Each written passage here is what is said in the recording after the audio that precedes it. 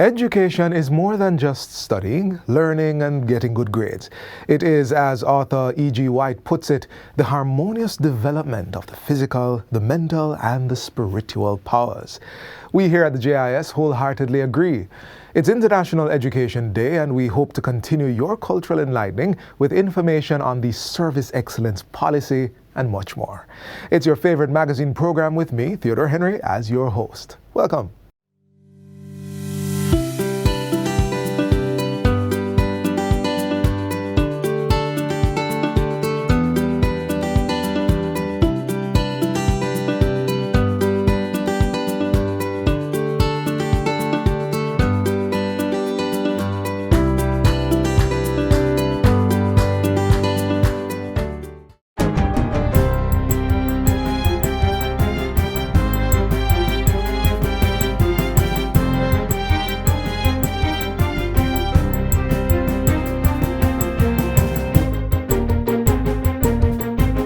Good day, I'm Stephen McHugh, and this is your JIS News for Tuesday, January 24, 2023.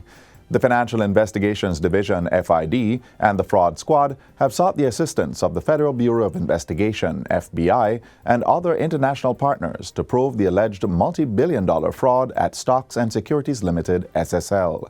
Finance Minister Dr. Nigel Clark made the disclosure Monday as he updated the country about measures being taken to regulate the financial sector. Minister Clark says the international entities were engaged due to the magnitude of the fraud and lines of inquiry being pursued. According to the minister, the Financial Services Commission, FSC, had flagged a series of irregularities uncovered at SSL with documentation going as far back as 2010. The central issue, my fellow Jamaicans, is how did this fraud this alleged fraud go undetected for 13 years, between 2010 and 2023, perhaps even longer. And it is a question that our government will ensure is answered.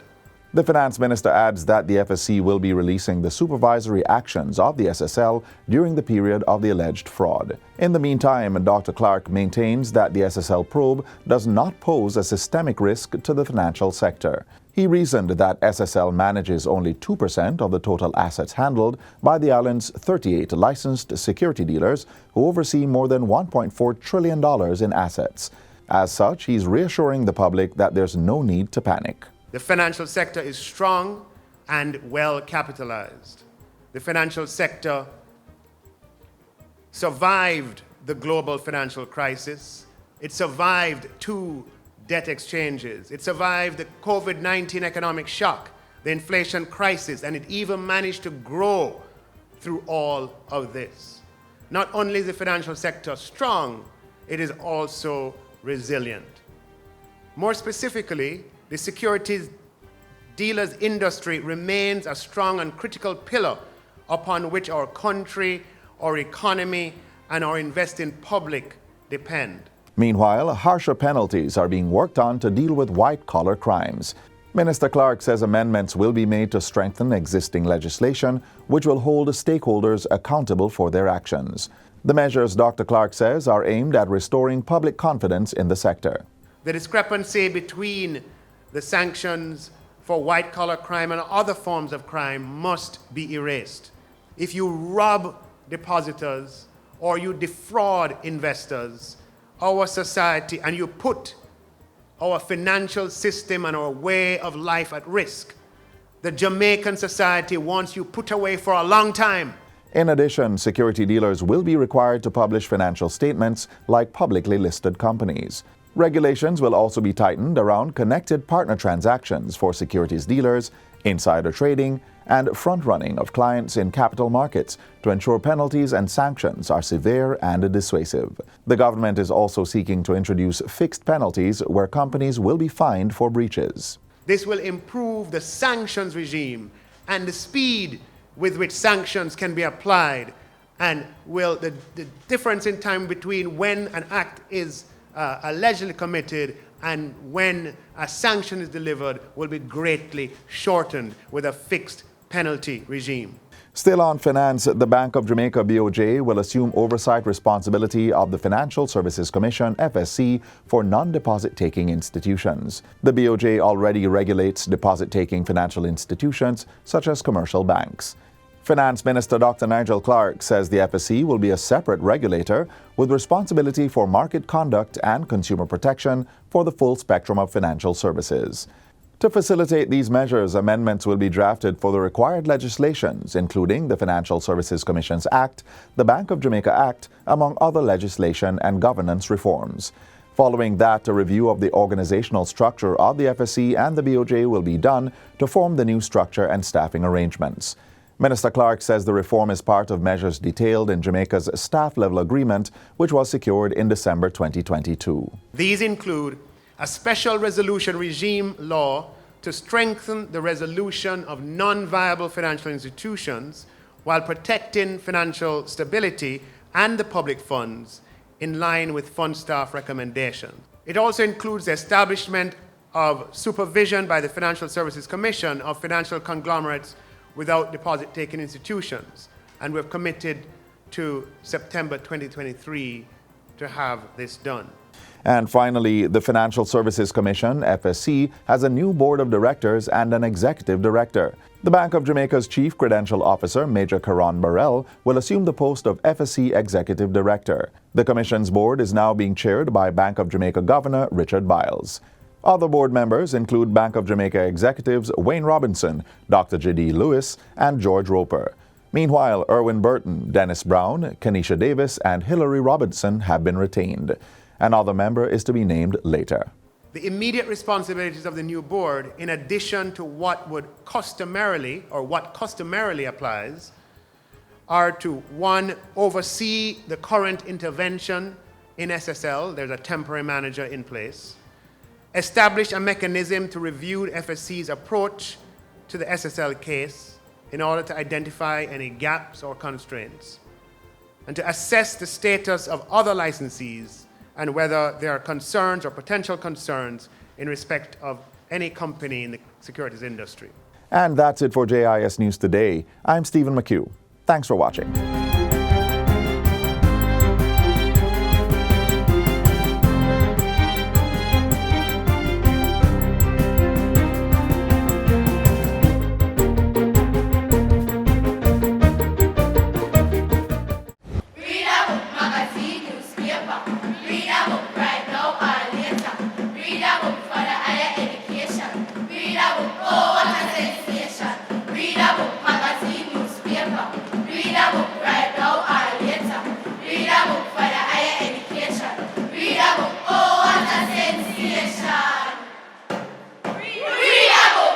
All that happened in the office of the Prime Minister this past week is next.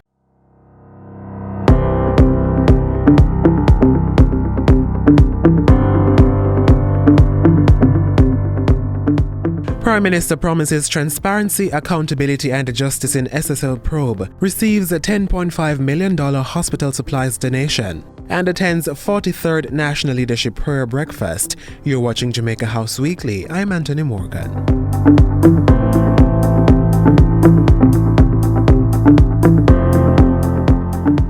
Prime Minister Andrew Holness says no effort will be spared in uncovering the full extent of alleged fraudulent activity at Stocks and Securities Limited SSL. Mr. Holness adds that those involved will face the full brunt of the law. The Prime Minister made the commitment in a statement issued on Friday, following a debriefing session with several persons including the Minister of Finance. Having had the benefit of the brief, I can confidently say to the nation that all the relevant government entities are seized of the urgent nature of this matter, the great public concern, and the suffering of the victims.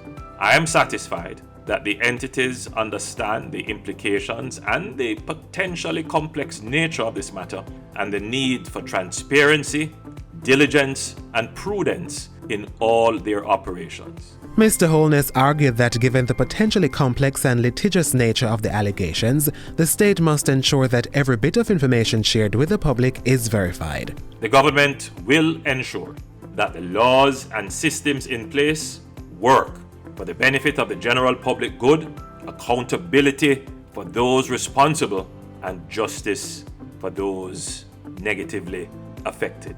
The Prime Minister, meanwhile, called on the public to be patient as the probe continues. He also urged citizens not to fuel panic through speculations and baseless assertions. According to Prime Minister Holness, there's no need to panic about the strength and soundness of the financial system. In addition to being the leading financial market within the region, Mr. Holness says significant reforms have been implemented over the last 2 decades to maintain the island's strong and vibrant financial system.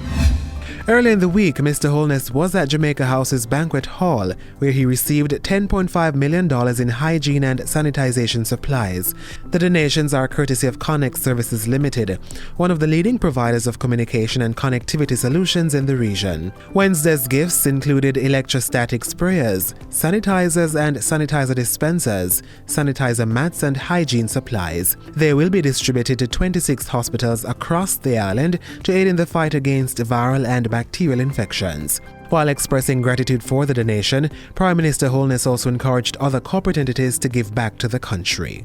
It doesn't make sense that, you make a profit and everything around you collapse. That, profit also means that everyone around you is doing well. Prime Minister Holness also used the opportunity to implore Jamaicans to take greater responsibility for their own health. The plea comes amidst a recent spike in COVID-19 cases. Will the Lord be pleased with thousands of rams or with tens thousands of rivers of oil? Shall I give my firstborn for my transgression, the fruit of my body for the sin of my soul? Prime Minister Andrew Holness Thursday as he participated in the 43rd National Leadership Prayer Breakfast at the Jamaica Pegasus Hotel. This year's staging was held under the theme, Strengthening Communities Through Peace, Justice and Forgiveness. At the top of the week, Prime Minister Holness was in his constituency to attend the wake of 40-year-old Tamika Peart and her 17-year-old son Jelani Wright, who both died tragically from a recent car crash. Peart's 12-year-old son was the lone survivor. The Prime Minister used the wake to call on Jamaicans to take greater care on the nation's roads. Last year, we had over 400 deaths by traffic accident. We as a people have to be far more careful on how we use our roads. I'm using this platform to appeal to all Jamaicans, right? All Jamaicans who are road users, who are drivers, pillions, passengers. Please use our roads carefully. It will save your life. Last week also saw the Prime Minister expressing condolences to the family and friends of former Police Commissioner Lucius Thomas. The 73-year-old died on Wednesday after ailing for some time. In a social media post, Mr. Holness lauded Thomas for his close to 40 years of service to the Jamaica Constabulary Force. Thomas joined the force in 1969, rising through the ranks to hold the top job for a 2-year period, starting in 2005. And that's it for Jamaica House Weekly. Be sure to join us next time for more news stories coming out of the office of the Prime Minister.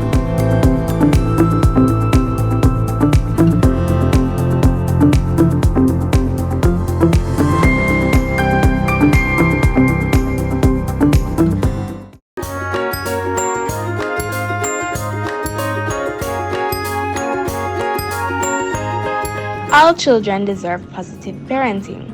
Why not pamper us? Be patient with us. Make time to teach us and, of course, play with us. Celebrate milestones with us and don't forget to be our #1 supporter. Do all these things and practice positive parenting today.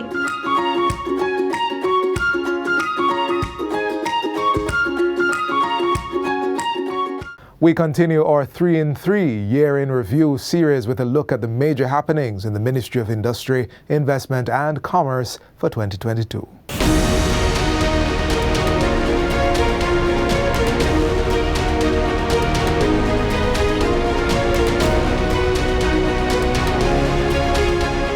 The Ministry of Industry, Investment and Commerce made progress last year on the National Manufacturing 5-Year Growth Strategy. A new Patents and Designs Act was brought into operation on February 11, 2022, repealing the Patent Act of Jamaica of 1857 and the Designs Act of 1937. The Companies Office of Jamaica during the year saw an increase in the registration of business names and companies and the use of its electronic business registration system. The ministry supported the manufacturing sector with productive input relief, such as duty-free importation on material goods and equipment for manufacturing processes. Jamaica's logistics industry gained momentum last year with the opening of the Kingston Logistics Park, KLP. Micro, small, and medium-sized enterprises (MSMEs) benefited from several business support initiatives from the Jamaica Business Development Corporation (JBDC), the Companies Office of Jamaica (COJ), and the Exim Bank. $13 billion was provided for the fiscal year in affordable loans and credit to enhance performance of MSMEs. There was also the provision of grant support totaling $50 million for approximately 200 micro and small enterprises in 8 marginalized communities. MSMEs received assistance in business digitization and training in business development, financial management, marketing, and sales. Enterprise will replace unemployment. Another significant milestone for the ministry in 2022 was the launch of the Jamaica Business Development Corporation (JBDC's) 2,400 square feet essential oils incubator. It's another firm indication of the government's push to develop the value chain in agriculture and to strengthen our non-traditional industries.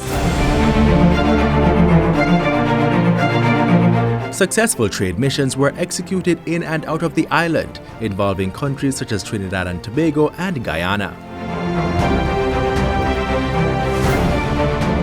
2022 was the year of standards, as the ministry and several of its agencies were accredited to major global service delivery standards. The Jamaica National Agency for Accreditation (JANAC) in 2022 received the United States of America Food and Drug Administration's third-party accreditation to conduct food safety audits and certify foreign food facilities.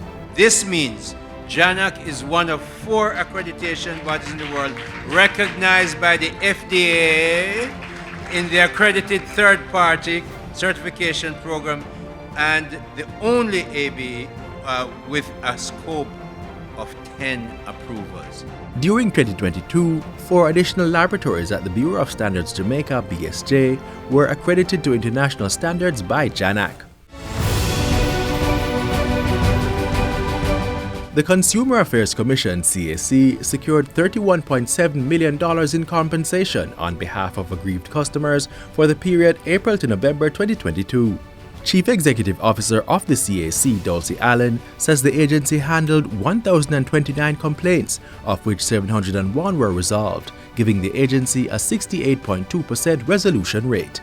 These were just some of the ways the ministry continued to foster an enabling environment in 2022 for growth in industry, investment, and commerce through the facilitation of resilient enterprise, manufacturing, and exports.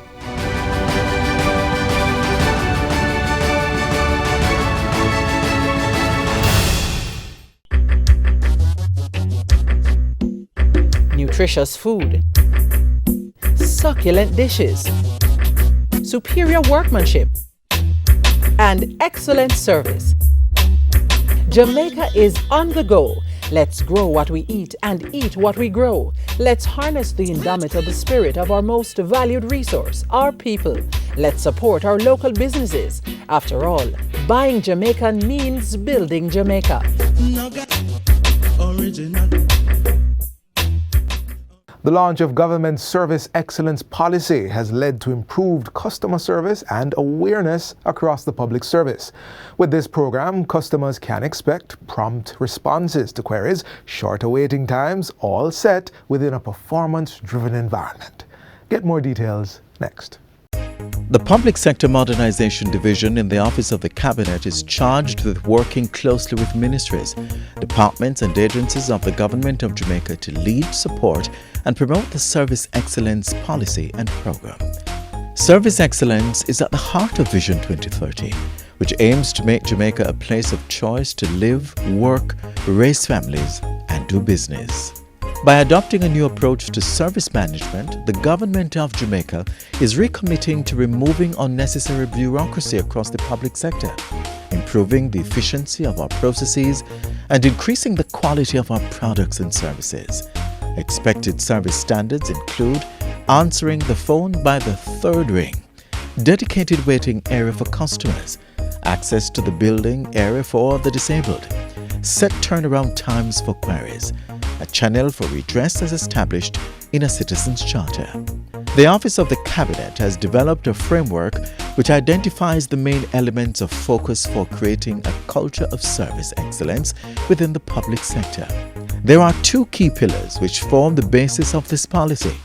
These are people engagement and performance excellence. People engagement focuses on the involvement of clients in the design and implementation of services that satisfy their needs.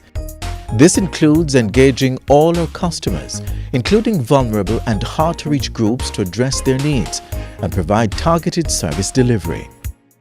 The Service Excellence Policy, if given adequate support from all actors, will contribute to improving the quality of life of all Jamaicans, in particular, residents in volatile and vulnerable communities.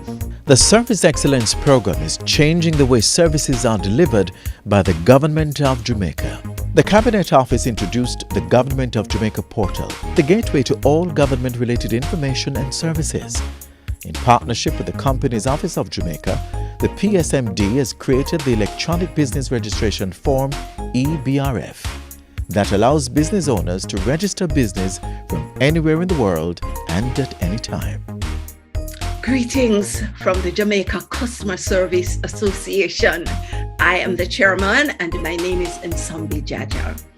It is such a joy and honor and a privilege to congratulate the Office of the Cabinet and the Public Sector Modernization Division for this amazing piece of work that has come out in the form of the Service Excellence Policy. What a fabulous document. The Ministry of Agriculture and Fisheries is committed to service excellence.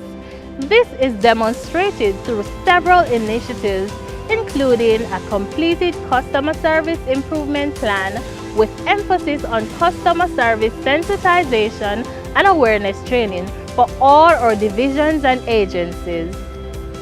We have established the first government online customer feedback system.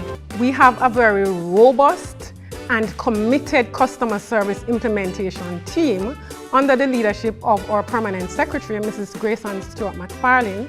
And this team ensures that we provide leadership and we monitor all activities surrounding service excellence.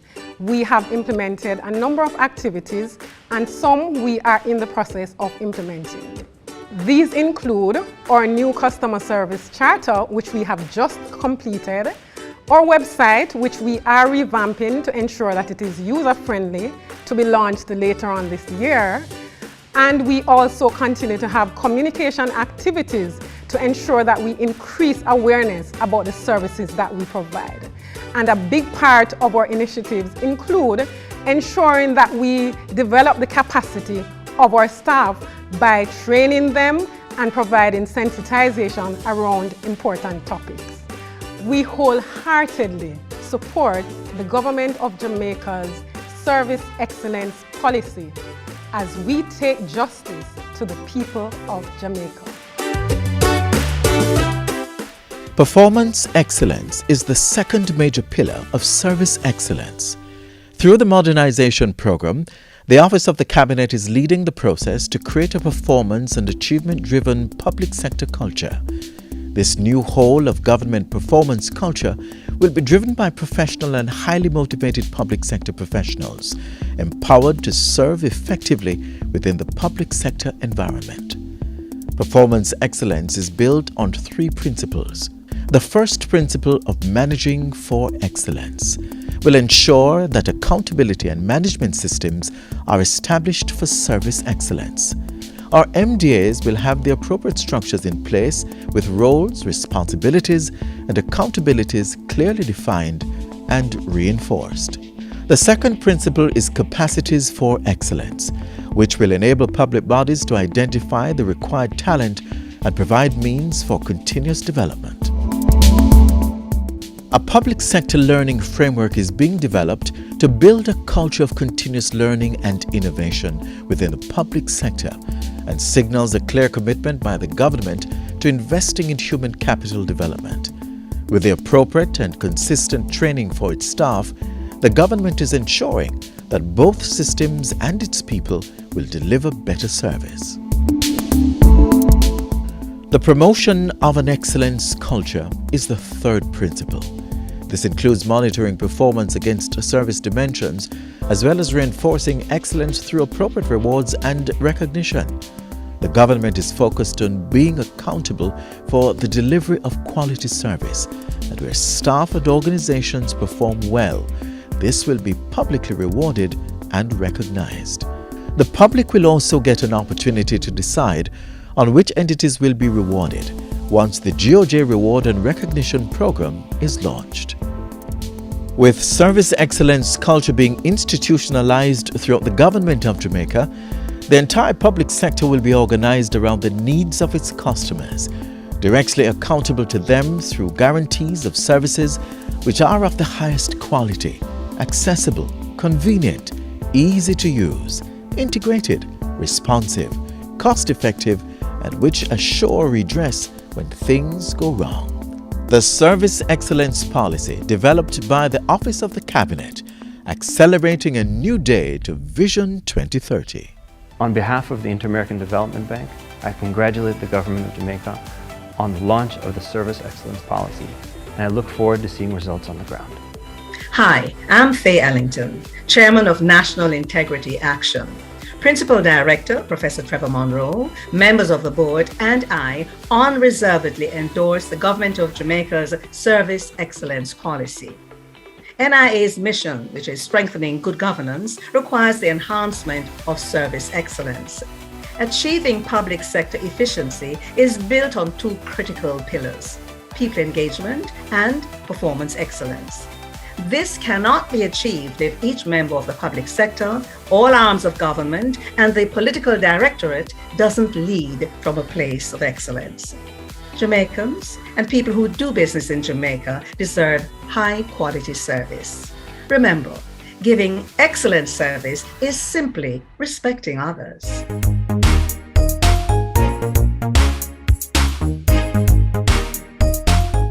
That's all the time we have left for you here on this station. Join us tomorrow, around about the same time, for more of the positive happenings coming out of Jamaica land we love. We're available online at your leisure, jis.gov.jm. You may also drop us a line at Jamaica Magazine at jis.gov.jm. On behalf of the entire team here at the JIS, I'm Theodore Henry. Walk good. This has been a production of the Jamaica Information Service, the voice of Jamaica.